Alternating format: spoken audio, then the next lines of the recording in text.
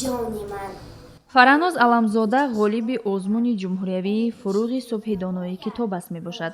ӯ хонандаи синфи панҷуми литсеи донишгоҳи давлатии омӯзгории Тоҷикистон ба номи Садриддин Айнӣ мебошад. Дар оилаи омӯзгор ба дунё омадааст.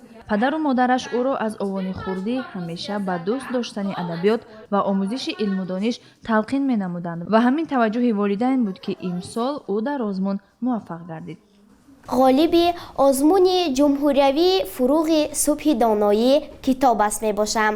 Ман барои иштирок варзидан дар ин озмун аз рӯи номинатсияи адабиёти кӯдакону наврасон ва осори шифоҳӣ аз осори насрӣ 200 то китоб, 50 ҳикоя, 50 афсона ва аз осори назмӣ 130 шеър пешниҳод намудаам.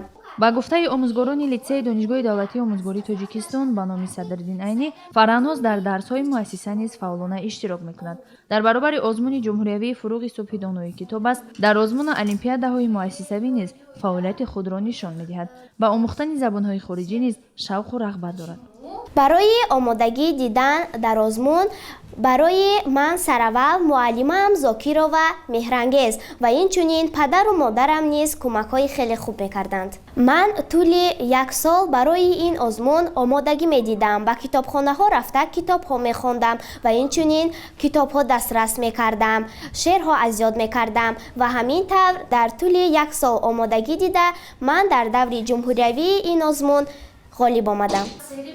чун атрофи иштирокаш дар озмуни ҷумҳуриявии фуруғи субҳи доноӣ китоб аст ҳарф задем, бо як шавқу шур ва ифтихор вобаста ба омодагиҳояш сухан мегӯяд.